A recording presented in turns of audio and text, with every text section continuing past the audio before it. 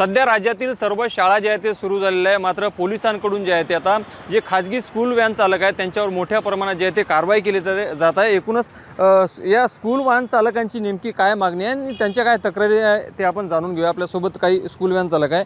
काय सांगाल, शाळा सुरू झालेली आहे, कारवाई मोठ्या प्रमाणात केली जात आहे, काही नियम जे आहे ते लावून सर्वात महत्त्वाचं म्हणजे गाडी पासिंग असावी, गाडी तुमचे फिटनेस असावं हे त्यांचं म्हणणं आहे। आम्ही पण फिटनेससाठी गेल्या 2 महिन्यापासून RTOचे चक्कर मारून आले, पण त्या नवीन नियम, नवीन गव्हर्नर लावायची गरजच नाही ना।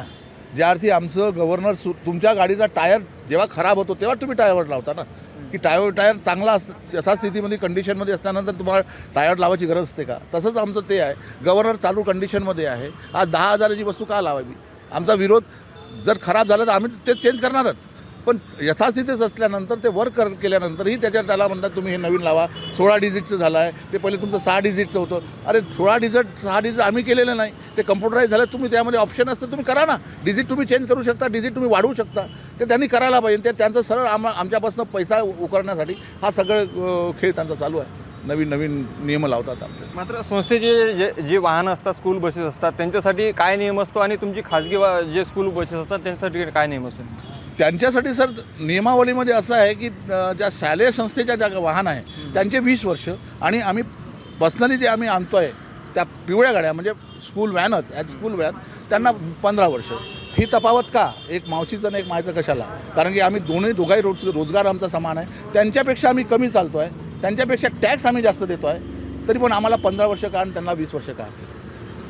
एकूण ही जी नियमावली परिवहन विभागाकडूनच जे आहे ते आखली जाते, तर काय वाटतं तुम्हाला तर ते 20 वर्षाचा जो कालावधी आहे त्यासाठी किती चार्ज भरावा लागतो आणि तुम्हाला 15 वर्षासाठी किती चार्ज भरावा लागतो? त्यांचा पर सीट 100 रुपये, 4,200मध्ये 50 सीटर गाडी चालते, आणि आम्ही 7 सीटरवाले गाडीवाले जे आहे ते 7,000 वर्षाचा टॅक्स भरतो। तफावत पाहिली तर ते 78,000 भरतात आणि आम्ही 15 वर्षामध्ये 1,30,000 भरतो। एवढी मोठी तफावत आहे। 15 वर्षात आम्ही रेव्हन्यू जास्त देऊनही देखील आमच्यावर 15 वर्ष का बरं बा, आम्हाला 20 वर्ष का नाही? जी नियमात आहे ती तरतूद आहे, आम्ही एक्सेप्ट करतो टॅक्सच्या बाबतीत, पण आम्हाला 20 वर्ष करून देण्यात यावे। एकाला आईचं आणि एकाला मावशीचं करण्यात काय अर्थ आहे? आणि दुसरी गोष्ट अशी की सगळ्या याच्यात तुम्ही जर विद्यार्थी वाहतुकीसाठी सुरक्षेचा पर्याय निवडलेला आहे, तर हे अवैध नागपूर शहरामध्ये चालत कसे आहे? तुम्ही 2013ला वलगाव प्रकरण झालं होतं, त्यावेळेला एका दिवशी 1 तासात त्यांनी सगळ्या व्हॅन बंद केल्या होत्या। त्यावेळेला नियमावली नव्हती, पूर्ण महाराष्ट्रातली एका दिवशी एका वेळेला यांनी सगळ्या गाड्या बंद केल्या होत्या। मग आता या अवैध वाहतुकीमध्ये फॅकल्ट होतात। जो बेसेला झालेला आहे तोही प्रकार पहा, काटोल रोडला जो ॲक्सिडेंट झाला तोही पहा, घरगुती वापरात येणारी गाडी आहे ती, सरळ स्कूल बस म्हणून लिहून येऊन जातं। सर, हा आमच्यावर अत्याचार नाही का पोलीस प्रशासनातर्फे?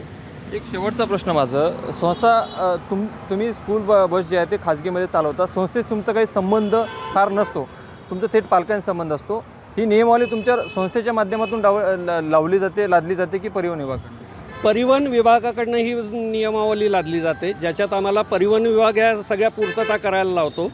त्याच्यामध्ये 21 नियमांमध्ये जे आहे ते परिवहन समितीने करायला पाहिजे, संस्थेच्या संस्थेच्या, पण इथे परिवहन समिती फक्त कागदावर आहे, इम्प्लिमेंट काहीच नाही आहे। विद्यार्थ्यांच्या बाबतीत माहिती काहीच नाही आहे त्यांच्याजवळ, की कोणता विद्यार्थी कोणत्या गाडीने जातो, कसा जातो। त्यांना एक फॉर्मेटही दिलं होतं गेल्या वेळेला सोमलवार शाळेमध्ये आम्ही, पण त्यांनी त्याच्यावरही इम्प्लिमेंट केलं नाही की तुमचा विद्यार्थी कशाने येत आहे, कशाने जात आहे याची पूर्णतः माहिती तुमच्याजवळ असायला पाहिजे, आणि किती विद्यार्थी येत आहे एका गाडीमध्ये ही पूर्णतः माहिती त्यांच्याजवळही नाही आज। ते म्हणतात ही आमची जबाबदारी नाही, फक्त खानापूर्तीसाठी कागद काळे करणं आहे, बाकी काही नाही। काय वाटतं तुम्हाला नेमकं जे आहे आता काय कारवाई केली पाहिजे, तुमचं काय मत आहे? सगळ्यात महत्त्वाची गोष्ट अशी आहे की स्कूल व्हॅन हा व्यवसाय जो आहे हा स्वयंरोजगार आहे, याला शासनाकडनं कोणतंही अनुदान नाही। हा व्यवसाय प्रत्येक वाहन चालकांनी स्वतःच्या भरोशावरती निर्माण केलेला आहे, पण याच व्यवसायाबद्दल शासन आणि स्थानिक प्रशासन दोघंही उदास आहे। महत्त्वाची गोष्ट अशी आहे की स्कूल व्हॅनकरता कोणती स्वतंत्र नियमावलीच नाही। स्कूल बसची नियमावली त्यांनी पूर्णपणे स्कूल व्हॅनवरती लादलेली आहे, म्हणजे 50 वर्षाच्या माणसाची बरोबरी त्यांनी 5 वर्षाच्या मुलासोबत केलेली आहे। याची नियमावली स्वतंत्ररित्या करण्याकरता अनेकदा शासनाला आणि इथल्या स्थानिक प्रशासनाला आम्ही अनेकदा निवेदन दिलेले आहेत, पण याकडे कोणी लक्ष द्यायला तयार नाही. का दुसरी महत्त्वाची गोष्ट अशी आहे की प्रत्येक वेळेला अधिकाऱ्यानुसार नियम बदलतात. त्याचे नक्की नियम कोणते? शासनाने ठरवलेले की अधिकाऱ्यांनी सांगितलेले?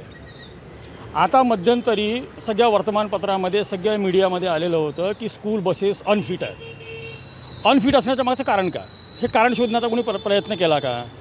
तर या स्कूल व्हॅन अनफिट असण्याकरता सगळ्यात महत्त्वाचं कारण म्हणजे शासन आणि स्थानिक प्रशासन आहे. त्यांनी मध्यंतरी जे काही नियम लावलेले होते आता ते नियम शिथिल केले. मग जे नियम तुम्ही आज शिथिल केलेले आहेत तेच नियम तुम्ही 2 महिन्याच्या अगोदर शिथिल केले असते तर नागपुरातल्या सगळ्या बसेस फिट राहिल्या असत्या, सगळ्यांना फिटनेस मिळाले असते. या संदर्भामध्ये 8 मेला ज्यावेळेला मुंबईला माननीय परिवहन मंत्री प्रताप सरनाईक यांच्यासोबत आमची मिटिंग झाली, त्यांच्यासमोर सगळे मुद्दे मांडले, त्यांना सगळी रितसर समजून सांगितलं. त्यांनी आम्हाला आश्वस्त केलं की 8 दिवसात त्याचा निर्णय होईल म्हणून. पण त्यानंतरसुद्धा स्कूल बसेस फिट होण्याकरता 2 महिन्याचा कालावधी गेलेला, अजूनही यांचं नक्की धोरण काहीच नाही आहे. फक्त बोंबाबोंब होते आहे की स्कूल बसेस अनफिट आहेत.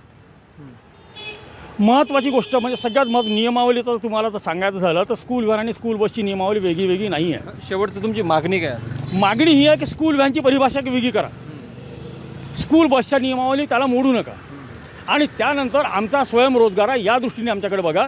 विनाकारण जाचक नियम लावून विनाकारण व्हॅन चालकाची पिळवणूक करू नका. नक्कीच आपण पाहू शकतो की हा जो रोष आहे जे खाजगी स्कूल बस व्हॅन चालक आहेत त्यांचा आहे. त्यांचं म्हणणं असं आहे की हा काय शासकीय रोजगार नाही, हा आम्ही कुटुंबियाचा उदरनिर्वाहासाठी निर्माण केलेला स्वयंरोजगार आहे. त्यामुळे नको त्या जाचक अटी लावून जे आहे ते आमची पिळवणूक करू नका अशी मागणी जी आहे ते आता खाजगी स्कूल व्हॅन चालक जे आहे ते त्यांच्याकडनं केली जात आहे. लोकशाही मराठीकरता मी ज्ञानेश्वर पवार, नागपूर. लोकशाही मराठी ऐका, पहा, जागरूक रहा.